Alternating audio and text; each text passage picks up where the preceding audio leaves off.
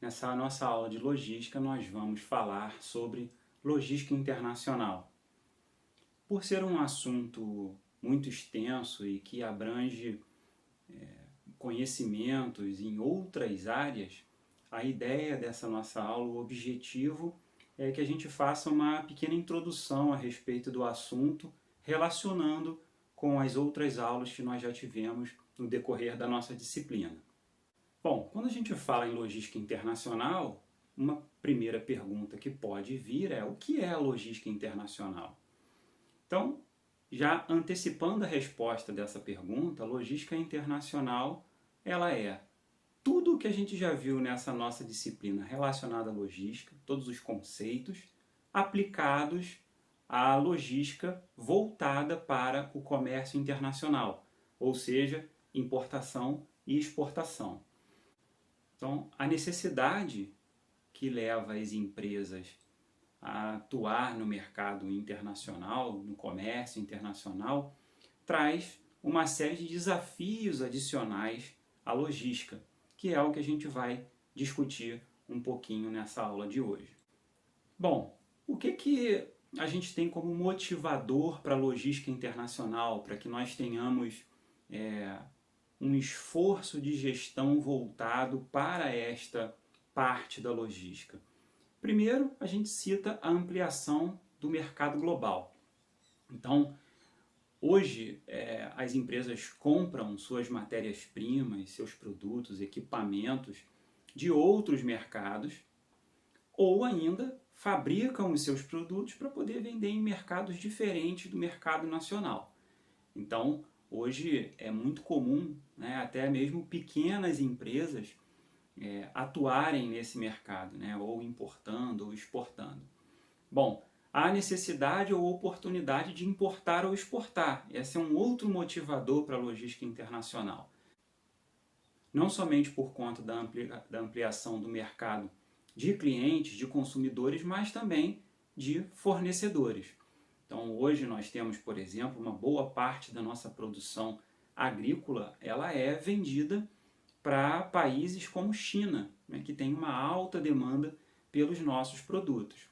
Então, houve essa oportunidade e as empresas acabaram se voltando para isso. Obviamente, a logística internacional ela vai precisar se desenvolver, se adaptar para que se faça os produtos chegarem até o seu destino, né, tanto saindo do Brasil, do nosso país, para outro país, quanto saindo desses países para que nós possamos utilizar internamente no mercado nacional. Um outro fator motivador e que até favorece esses dois primeiros que nós falamos, que é a ampliação do mercado e a necessidade ou oportunidade de importar ou exportar, é a tecnologia da informação, que tornou o processo comercial mais ágil.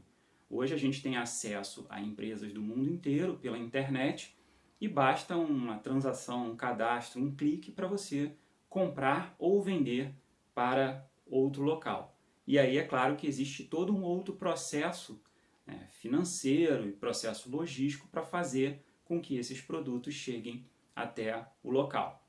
Bom, então a logística internacional, por meio daquelas atividades primárias e de apoio que nós vimos nas nossas primeiras aulas, pode apoiar na competitividade empresarial para o caso do comércio internacional. Bom, então, especificamente, o que a logística faz, né, quando a gente atua nesse mercado internacional? E é claro que nós vamos citar algumas coisas aqui que vocês já viram que são realizadas também na logística no comércio local, no comércio nacional, ok? Bom, nós temos a análise das características da carga a ser transportada, a escolha do modo de transporte, incluindo rotas e terminais.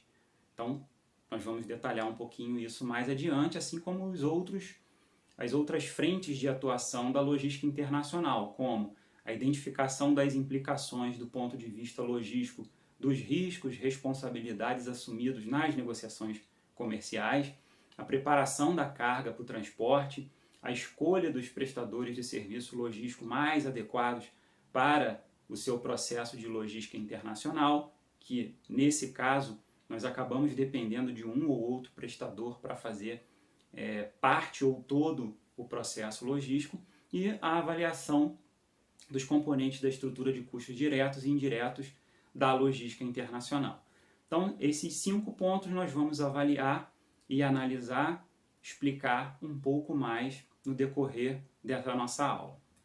Quando a gente fala do primeiro ponto, que é analisar as características da carga a ser transportada, escolher o modo de transporte, incluindo rotas e terminais, portos e aeroportos, nós pensamos, por exemplo, no tipo de carga que a gente está trabalhando, né? Então, a gente trouxe aqui 2 grupos de carga para a gente entender um pouquinho como isso pode influenciar na logística. Primeiro são as cargas que a gente chama de gerais, né? Então, a carga geral ela se caracteriza por uma variedade muito grande de produtos, como o próprio nome diz, né? Uma carga geral, que podem ser transportados embalados ou não, né? Então, nós temos exemplos aí de máquinas, automóveis, componentes, peças, tudo isso forma o que a gente chama de carga geral, ok? A carga a granel, que é outro grupo de cargas, ela é representada por produtos líquidos, gasosos, sólidos, normalmente transportados em equipamentos específicos, esteiras ou dutos, e armazenados em tanques ou silos, né? Então esses produtos são em grande quantidade e isso acaba influenciando na forma como você vai escolher o seu modo de transporte, as rotas e terminais. Exemplos desses produtos: combustíveis, gases, grãos, minérios.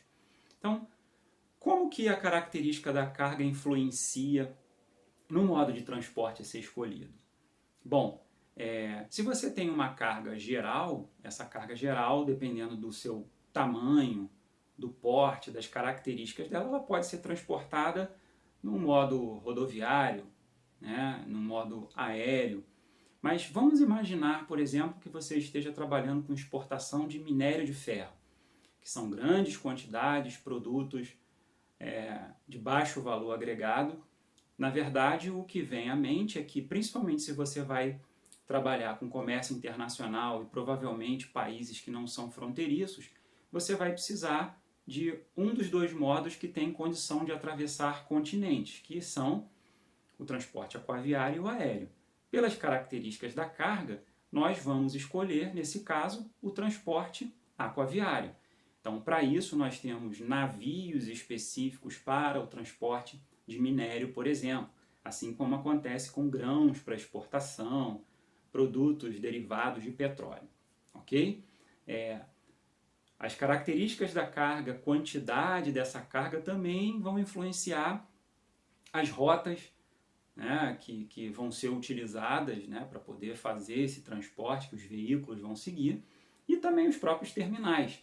Existem terminais portuários, por exemplo, que são específicos para determinado tipo de carga. Então eu tenho terminais de minério, eu tenho terminais de grãos, eu tenho terminais de carga containerizada, tenho terminais para transporte, por exemplo, de uma carga geral que a gente citou aqui, que são os automóveis, por meio de navios específicos, que nós chamamos de navios RoRo, Roll-on, Roll-off.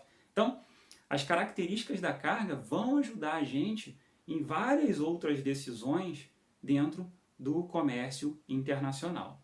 A segunda frente de atuação da logística internacional que nós citamos é a identificação das implicações, do ponto de vista logístico, dos riscos e responsabilidades assumidos nas negociações comerciais.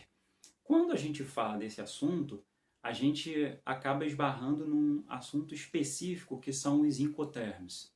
Os Incoterms que vêm da expressão International Commercial Terms, ou termos de comércio internacional, né? Ele define para a gente as responsabilidades tanto do comprador quanto do vendedor em uma negociação que envolve importação ou exportação.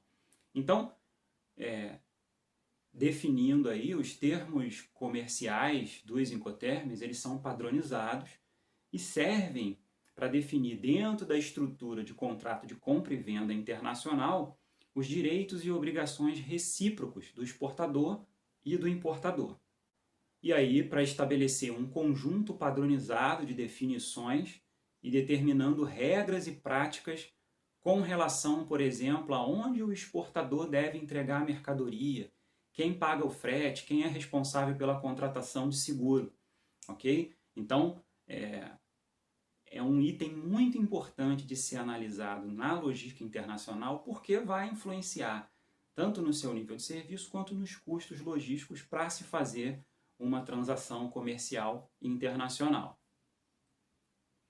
Bom, nós temos uma infinidade de Incoterms, né, que são divididos em grupos. Então, nós temos o grupo E, F, C e D. Então, os Incoterms, eles se destacam, né, entre uma linha de gradação de responsabilidade entre o vendedor e o exportador. Então, para exemplificar, nós temos, por exemplo, um Incoterm que se chama ex-works. Nesse Incoterm, o vendedor limita-se a colocar a mercadoria à disposição do comprador no seu domicílio.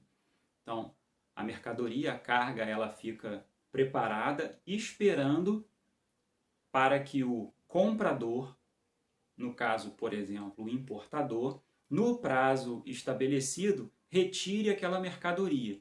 E ele vai se responsabilizar pelo desembaraço, carregamento, contratação de veículos para poder fazer esse transporte. Então, o ex-works representa a obrigação mínima do vendedor dentro dos termos de comércio internacional.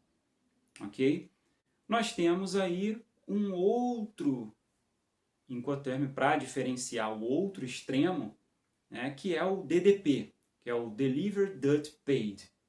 Então, esse Incoterm ele define que o vendedor ele completa as suas obrigações e encerra a sua responsabilidade quando a mercadoria é colocada à disposição do comprador dentro do prazo acordado, no destino designado, no país importador. Tá? E o vendedor, além do desembaraço, assume todos os riscos, inclusive impostos, taxas e outros encargos incidentes na importação. Então, o DDP ele é o outro extremo do ex-works. O DDP, então, ele representa a obrigação máxima do vendedor dentro dos termos de comércio internacional relacionados a responsabilidades, custos e riscos. Bom, a terceira frente de atuação da logística em relação à logística internacional é a preparação da carga para o transporte. Tá? Então, essa preparação envolve o tipo de embalagem, a marcação da carga, a conveniência ou necessidade de unitizá-la.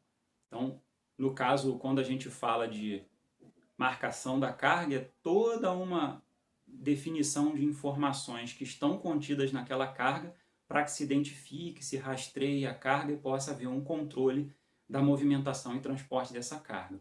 Quando a gente fala de unitização, a gente aborda algumas questões que vamos falar mais adiante nessa mesma aula. Mas, a princípio, a unitização prevê que você coloque várias unidades de carga e transformando em uma unidade de carga apenas. Ok? Então, essa preparação da carga ela serve para identificar os detentores da carga com essa marcação que você faz, informar como manuseá-la e qual tipo de carga, por exemplo, se são radioativas ou perigosas.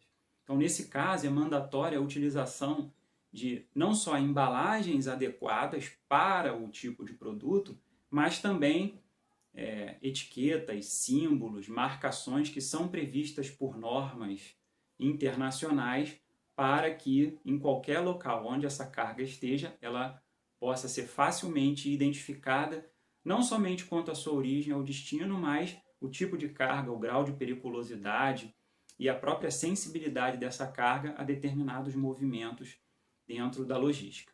Ok?